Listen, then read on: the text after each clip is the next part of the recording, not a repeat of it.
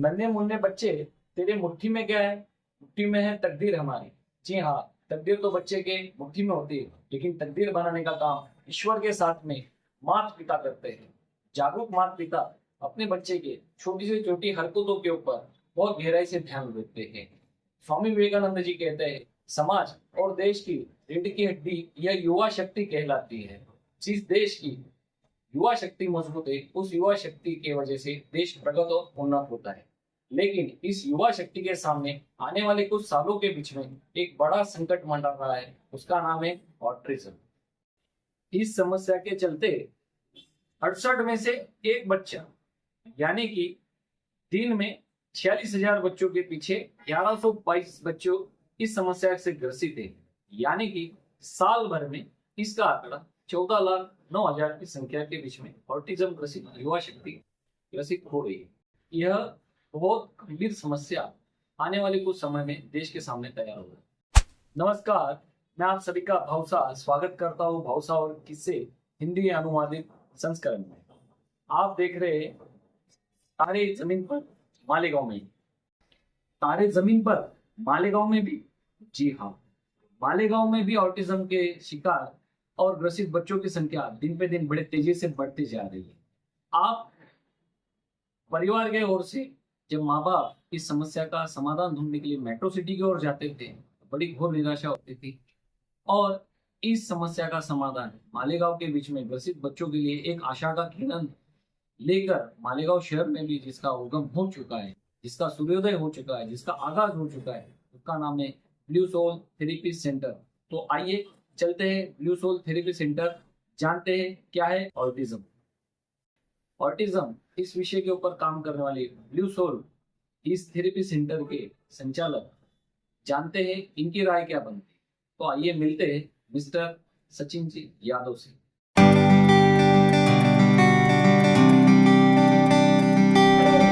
आज हम जानेंगे ऑटिज्म क्या है। देखिए, ऑटिज्म का पूरा नाम है ऑटिज्म स्पेक्ट्रम डिसऑर्डर। ठीक है, स्पेक्ट्रम क्यों लगाते हैं? क्योंकि ऑटिस्टिक कोई भी बच्चा हो, हर बच्चा यूनिक है, सब अलग है, सबके सिम्टम्स अलग हैं। पर जब हम एक साथ सभी ऑटिस्टिक बच्चों को देखने की कोशिश करते हैं तो आपको कुछ चीज़ें बहुत कॉमन देखने को मिलेंगी। जैसे कि एक ऑटिस्टिक बच्चा जनरली 3 एरियाज में लाई करेगा: कम्युनिकेशन, बिहेवियर एंड सोशलाइजेशन। एक ऑटिस्टिक बच्चा बोल सकता है पर वो कम्युनिकेट नहीं करता, कम्युनिकेट करना पसंद नहीं करता, अपनी मर्जी से बोलेगा, जब उसकी ज़रूरत होगी तब बोलेगा और लिमिटेड बोलेगा। वो अकेले रहना पसंद करेगा, लोगों से ज़्यादा घुलना मिलना, क्राउड वाली जगह पर जाना, इन चीज़ों को अवॉइड करेगा। ठीक है, फिर है बिहेवियर। वो कुछ ऐसी चीज़ें करेगा जिससे आपको देख के लगेगा कि यार ये जो ऐसी चीज़ कर रहा है, these are not socially acceptable. ठीक है, सोशली अनएक्सेप्टेबल बिहेवियर वो करेगा। ऑटिस्टिक सिम्टम जनरली हम सब में पाए जाते हैं। जनरली हम में भी ऐसे बहुत सारे लोग होते हैं जो बहुत मिलनसार होते हैं, लेकिन कुछ ऐसे भी होते हैं जो कम बोलना पसंद करते हैं, कम घुलते मिलते हैं, जितनी ज़रूरत है उतना ही बोलते हैं। ठीक है, लगातार पेन खटखट खटखट खट बजाते रहना, है ना, ये कुछ बहुत माइन्यूट सिम्टम हम सब में होते हैं। लेकिन जब ये चीज़ एक लेवल पे जाके इनहेरिट हो जाती है, ठीक है, और फिर वो बच्चों में दिखाई देती है। अब उसमें क्या है कि ऑटिज्म स्पेक्ट्रम डिसऑर्डर में 5 टाइप्स होते हैं: classical autism, CDD childhood integrated disorder, PDD है ना, परवेसिव डेवलपमेंट डिसऑर्डर, और रेट सिंड्रोम जो कि जनरली लड़कियों को होता है, और फिर है आपका एस्पर्जर सिंड्रोम जिसमें बच्चे बहुत हाई फंक्शनिंग होते हैं। ठीक है, ऑटिस्टिक बच्चा जनरली क्या होगा कि 2 साल तक वो नॉर्मल ग्रो करता है, 2 साल तक सारे माइलस्टोन टाइम पे आते हैं, पर 2 साल के बाद रिग्रेशन हो जाता है कि पेरेंट आता है हमारे पास और कहता है सर ये 2 साल तक सब कुछ करता था, उसके बाद इसने बोलना बंद कर दिया, देखना बंद कर दिया, जंप करता रहता है, भागता रहता है ना। ऑटिज्म के साथ एक कंडीशन है जो सबसे ज़्यादा पाई जाती है, वो है ADHD, attention deficit hyper active disorder, जिसमें बच्चा चीज़ों के ऊपर ज़्यादा अटेंशन नहीं दे पाता, वो एक काम को लगातार काफ़ी देर तक नहीं कर पाता। उसको क्या चाहिए, जल्दी 10-15 चीज़ें खत्म कर देगा, चीज़ों को जल्दी फिनिश करना, ज़्यादा देर तक अटेंशन ना दे पाना, चीज़ों को एंड्योरेंस ना होल्ड करना, और हाइपर एक्टिव होना। अब बार बार जंप कर रहा है, दौड़ रहा है, भाग रहा है, नॉन मीनिंगफुली हाथों को फ्लैप कर रहा है, स्टिम कर रहा है ना, ये कुछ सिम्टम है जो ऑटिज्म के सिम्टम्स हैं। ऑटिज्म में बच्चा चीज़ों को एज अ होल ना देखकर उसका पार्ट देखता है, कि मैं अगर आपको देख रहा हूँ तो मुझे पूरा आप दिख रहे हैं कि भाई आपका चेहरा, आपके हाथ, आपके बाल, आपके कपड़े, आपके सब कुछ। पर एक ऑटिस्टिक बच्चा जब आपको देख रहा है तो हो सकता है वो आपको ना देख रहा हो, वो एक बहुत छोटी चीज़, जैसे आपका तिलक देख रहा है, आपके शर्ट का पैटर्न देख रहा है, तो वो चीज़ों को पूरा ना देख के उसके कुछ हिस्से को देख रहे होते हैं। ठीक है, ये कुछ सिम्टम्स है उसके। ऑटिस्टिक बच्चे जनरली फ्रूट्स खाना पसंद नहीं करते। ठीक है, उनके ईटिंग हैबिट्स बड़े डिस्टर्ब होते हैं ना, कि हो सकता है सिर्फ स्पॉन्जी खाता हो, सिर्फ सॉलिड खाता हो, या सिर्फ लिक्विड ही खाता हो। ठीक है, एक ऑटिस्टिक बच्चे के स्लीप पैटर्न भी डिस्टर्ब हो सकता है, कि वो रात भर सोता ही नहीं है, 2 घंटे सोया फिर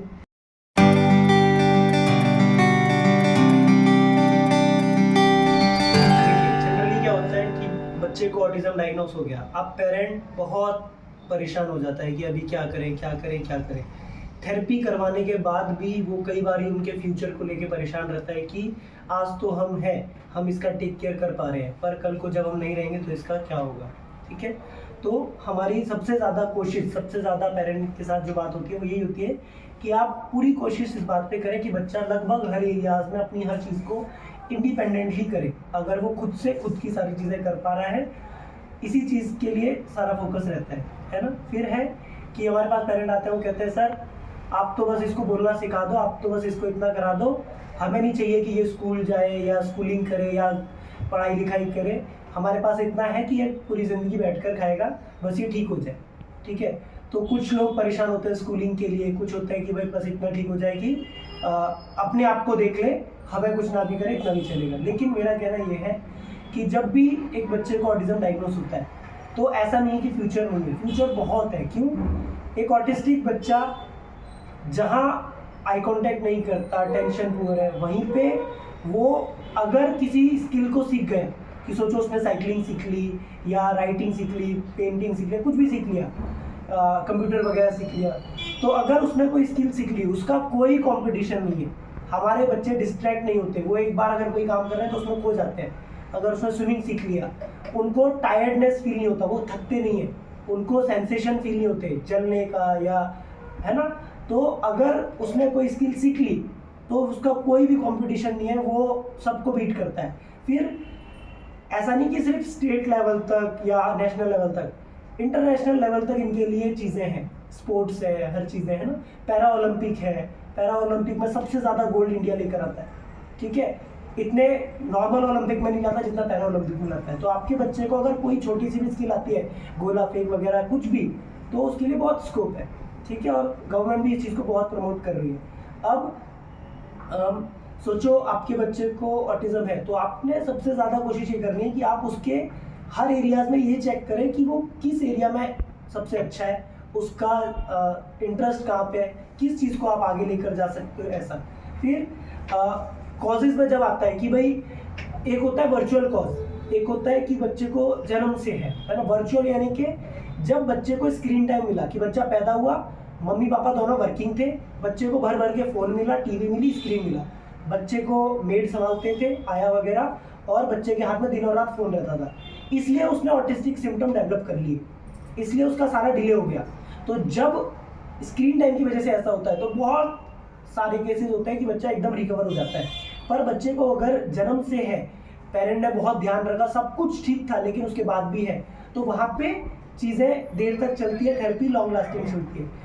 अगर आपके बच्चे को डायग्नोस ऑटिज्म हो रहा है तो मेंटली आप एक लंबी जर्नी के लिए प्रिपेयर रहें कि थेरेपी चलेगी, एक लंबी जर्नी है। जितना जल्दी आपका बच्चा रिकवर हो गया, इट्स ऑन यू, कि आपकी मेहनत है, थेरेपिस्ट की मेहनत है, पर मेंटली प्रिपेयर रहे कि हमें काफ़ी आगे जाना है और अच्छी रिकवरी लेनी है। जहाँ भी आप थेरेपी कराएं, किसी के भी पास कराएं, रेगुलर थेरेपी कराएं, ऐसा अल्टरनेट डेज में ना कराएं। अल्टरनेट डेज कराने से पेरेंट का फ्रस्ट्रेशन बढ़ता है कि मैं 1 साल से जा रहा हूँ, पर अच्छे से आपने 1 साल थेरेपी कराया ही नहीं। तो कहीं भी कराएं, इंडिया में या कहीं भी रेगुलर थेरेपी कराएं, अल्टरनेट ना कराएं, और कोशिश करें आपको ज़्यादा ट्रैवल ना करना पड़े, बच्चे को ज़्यादा ट्रैवल ना करना पड़े, अंडर वन रूफ चीज़ें आपको मिले। ठीक है, ये कोशिश करें। ऑटिज्म की कोई मेडिसिन नहीं है, तो मेडिसिन से जितना हो सके बचें। अगर मदर को कोई प्रॉब्लम थी, कोई पेरेंट इतना कैपेबल नहीं था, मनी अफोर्ड नहीं कर पाया, और बच्चे के न्यूट्रिशन डिले हुए, तो ऐसा है कि आप मेडिसिन से वो न्यूट्रिशन की पूर्ति कर सकते हैं, पर सब कुछ ठीक था तो मेडिसिन लेने की नीड नहीं होती है। मेडिसिन से कोई ज़्यादा चीज़ें नहीं होती हैं, आईक्यू वगैरह की, वही मेडिसिन तो और चीज़ें हो जाएंगी, ठीक है। अभी तक ऑटिज्म का कोई एक सिंगल कॉज नहीं है कि इस वजह से ऑटिज्म होता है। देयर आर मल्टीपल कॉजेज और उसका कोई भी सिंगल मेडिसिनल ट्रीटमेंट तो नहीं है, थेरेपेटिक ट्रीटमेंट है, जिसमें सबसे टॉप पर ABA है, जो कि एक स्पेशली ऑटिस्टिक बच्चे के लिए डिजाइन थेरेपी है।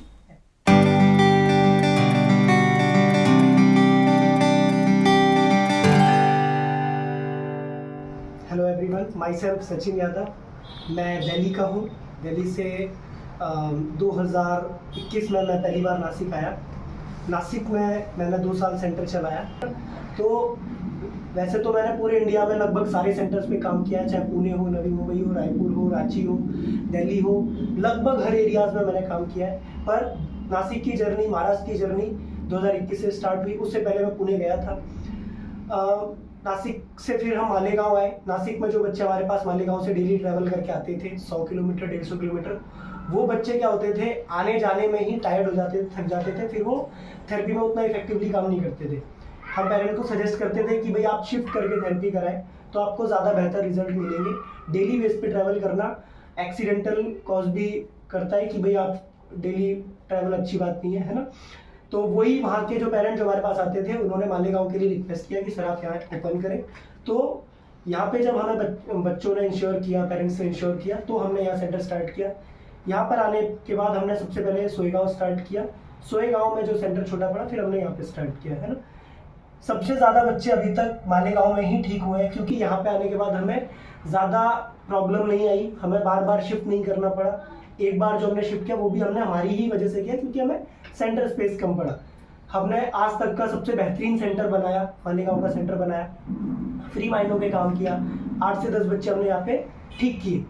मैंने इस फील्ड को चुना क्योंकि मैं 10th क्लास में था और मैं ला नहीं बोल पाता था, ठीक है। तो वो जो 10-15 साल मैंने ह्यूमिलेशन सहा कि मेरे पेरेंट्स उतने एजुकेटेड नहीं थे, तो उन्हें ये नहीं पता था थेरेपी क्या होती है, कैसे होती है। उन्होंने कभी ट्राई भी नहीं किया। उन्हें लगा हाँ ठीक है, वक्त से आ जाएगा तो ठीक है, नहीं तो इट्स ओके। तो चाहे रिश्तेदार हो, दोस्त हो, यार हो, कोई भी सब मिलते थे, वो सबसे पहले मुझसे लाई बुलवाते थे, क्योंकि मैं बोल नहीं पाता था। तो मैं ला को प्रोनाउंस करता था, तो उनको बड़ा मजा आता था, तो मेरा मजाक बनाते थे, सब कुछ करते, और मुझे भी मजा आता था, इट्स ओके। पर एक बार की बात है कि मैं 10th स्टैंडर्ड में था, एक टीचर आया अचानक से। वो टीचर तो नहीं था, वो भगवान ही था, और उसने सारे बच्चों से रीडिंग करवाई। मैं भी रीडिंग के लिए खड़ा हुआ और मैंने ला स्किप करना स्टार्ट किया। जहाँ जहाँ ला आता था मैं स्किप करता था और पकड़ लिया। उन्होंने एक दिन में मुझे सिखा दिया। मेरे 15 साल की बेइज्जती उसने एक दिन में ख़त्म कर दी। उसी दिन मैंने डिसाइड किया कि मुझे मेरे लाइफ में करना क्या है। मैंने स्पेशल एजुकेशन में डिप्लोमा किया, ऑटिज्म में किया, और मैं पिछले 8 साल से ऑटिस्टिक बच्चों के साथ ही काम कर रहा हूँ। मैंने फिर बीएड किया, मेंटल रिटार्डेशन में किया, कि मेरे पास मल्टीपल डिसेबिलिटीज़ के केसेस आते हैं, सिर्फ ऑटिस्टिक नहीं आता, तो मैं ज़्यादा डिसेबिलिटीज़ के ऊपर काम कर सकूँ। कोशिश करने वाले की कभी हार नहीं होती और कुछ किए बगैर जय जयकार नहीं होती। ऐसा ही ब्लू सोल थेरेपी सेंटर के बीच में जाने के बाद में किन माता पिताओं को क्या फ़ायदा हुआ है, इस बारे में जानकारी देने के लिए आपके सामने आ रहे हैं दीपक जी सावड़े एवं सौभाग्यवती पूनम जी दीपक सावड़े। नमस्ते, मैं दीपक नंदलाल सावड़े, मालेगांव। आज का एपिसोड ऑटिज्म इस बच्चों की बीमारी के ताल्लुक से इंटरव्यू भावसा के किस्से में किया जा रहा है। इस ताल्लुक से मैं आपको बताना चाहूँगा कि मेरा लड़का परमार्थ, इसको भी ऑटिज्म की बीमारी से वो ग्रस्त है। जब वो 4 साल का था तब हमको पता चला कि इसको ऑटिज्म है, लेकिन हमको ये पता ही नहीं था कि ऑटिज्म एक्चुअल में है क्या। तो इसका जो सोल्यूशन के लिए जो थेरेपीज थी वो मालेगांव में कोई जगह पे अवेलेबल थी। तो हमने ज़्यादा जानकारी हासिल करने के बाद हमको पता चला कि ये सिर्फ मेट्रो और बड़े सिटियों में इसका इलाज होता है। फिर उसमें speech therapy, social therapy, occupation therapy, ऐसी अलग अलग तरह की नासिक में हम जाते थे बच्चों को लेकर।